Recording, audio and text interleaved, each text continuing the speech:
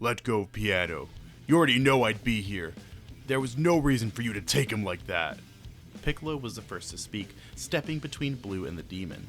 Oh, but there was a very good reason.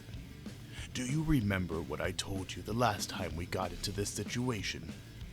Violo raised a sharpened claw to Piano's neck, cackling all the while.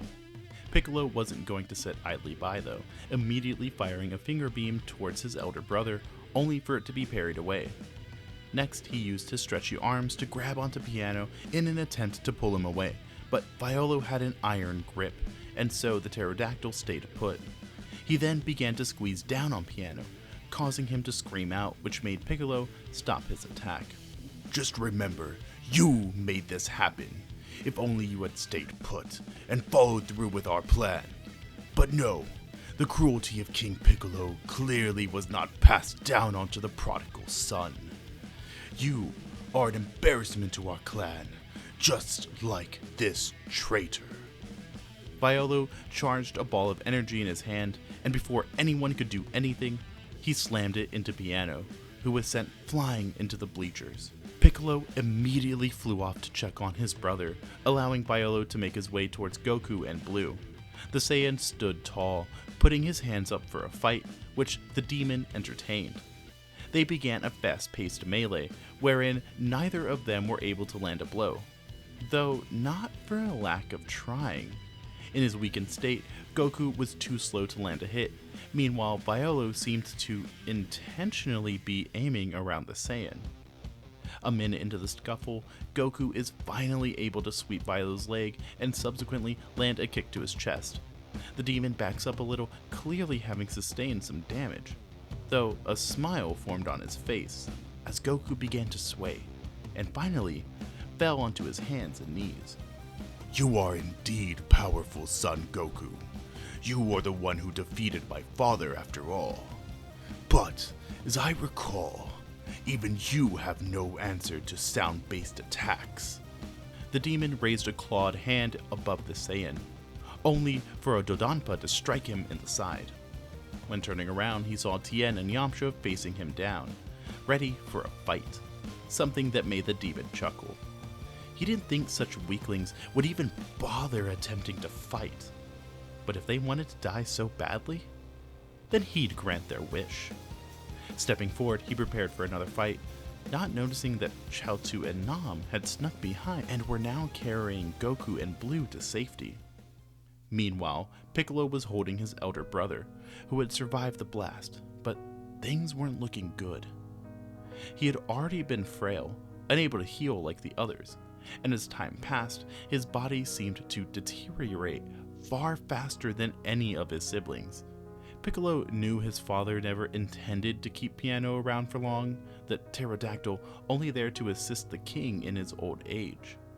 Junior looked over his brother, trying to think of a way to possibly heal him.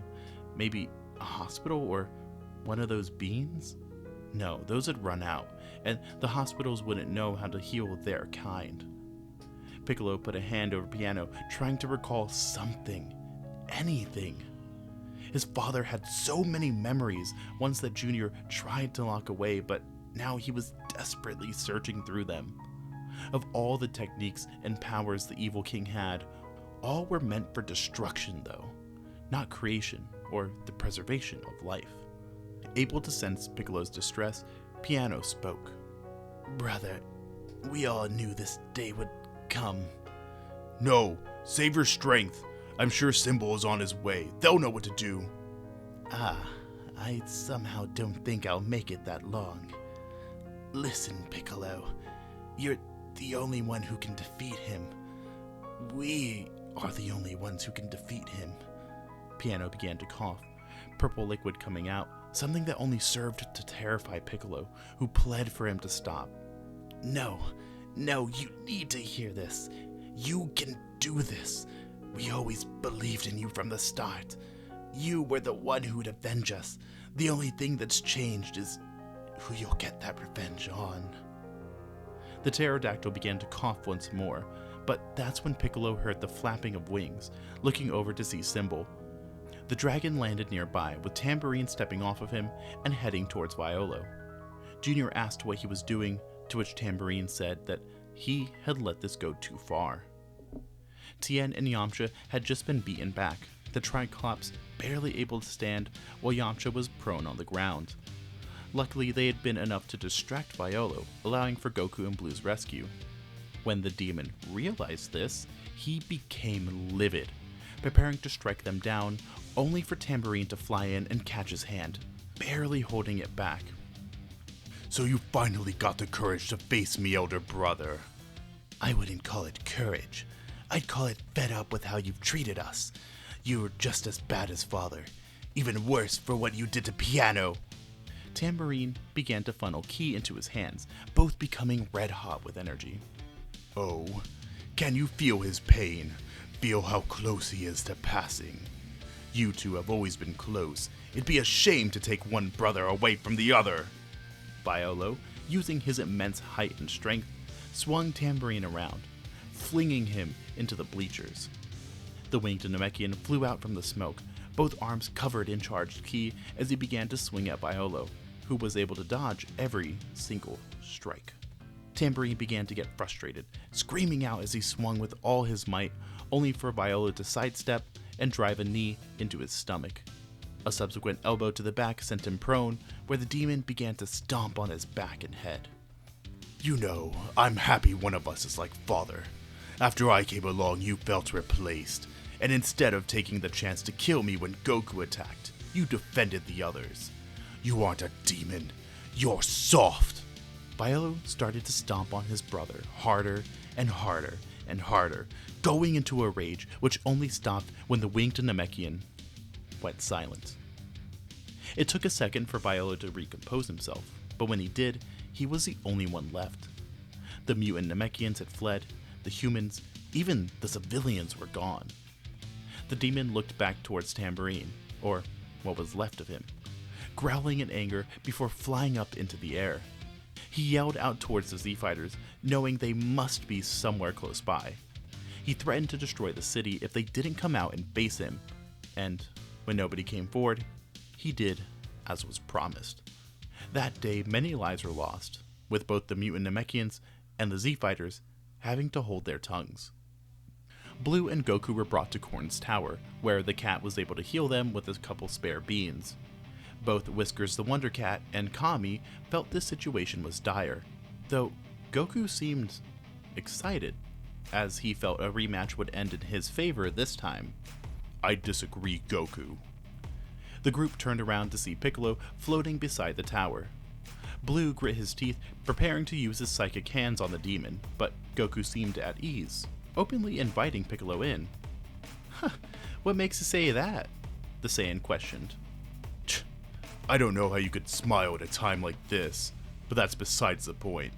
While Tambourine trained me up, Violo spent his time studying, trying to find a way to surpass my father and myself. He came upon dark magic, the kind most people would trade their souls to attain. Something in our blood, or something in him, allowed him to use it naturally. That's how he got so powerful, how he was able to utilize sound-based attacks, and how he intends to create his own empire. That last thing, it hung in the air for a few minutes. Even Goku could tell this guy would be trouble. It seemed pure power wouldn't cut it this time, but the Saiyan still had a feeling that things could work out. That said, he did have an idea. Hey, Piccolo, do you know anything about that magic? Could you learn it as well? The Namekian seemed to think on this for a second before nodding hesitantly. It's possible, but something like that would take years to learn by myself. I think I might know someone who could help. Goku then gives him the location of Fortune Teller Baba, letting Piccolo know he may have to fight some ghosts to get what he wants. Thank you, Goku. Once this is all over, I hope to fight you. Get rid of this grudge I inherited from my father. The two shook hands, both squeezing the other's hand with all their mights, before Piccolo flew off, his brother in pursuit. Blue can tell Piccolo really isn't a bad guy, but he's still not quite as trusting as Goku. However, even if the demon can get stronger, that still leaves him and Goku behind Violo in terms of power. Well, the Saiyan had yet another idea, the Room of Spirit and Time.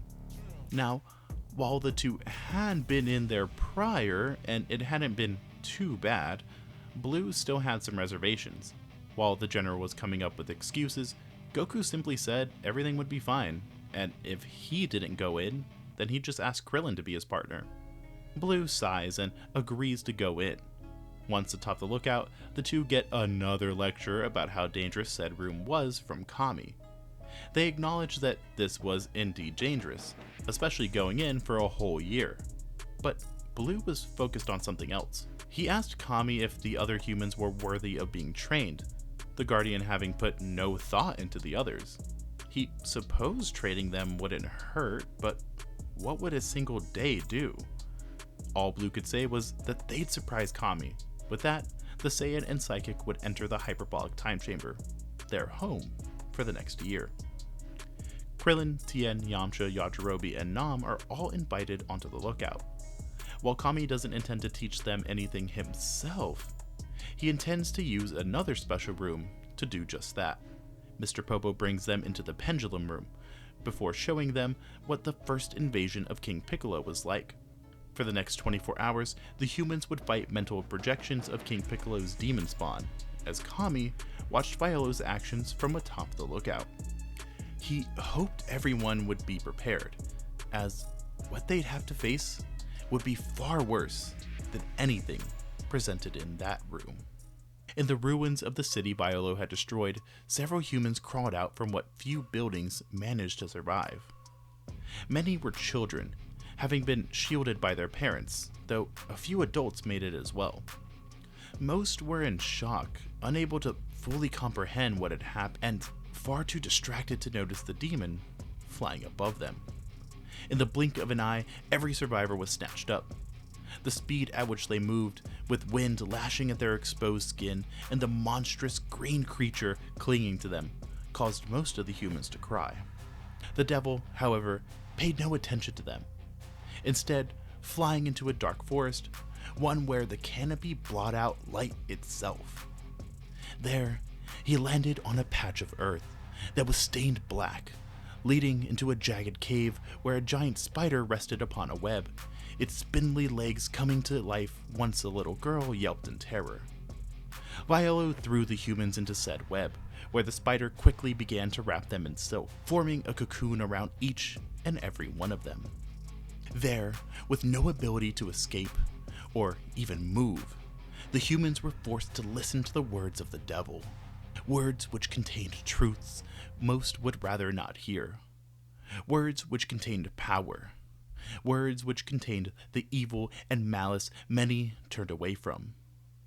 There, the humans became monsters. But that's where we'll be leaving things off for right now. If you guys enjoyed this part, maybe you'll enjoy a story all about Pilaf and the gang. But even if you don't check that out, thank you for getting to this part of the video. I hope you guys have a good day or night wherever you are. That's it for now. Bye-bye.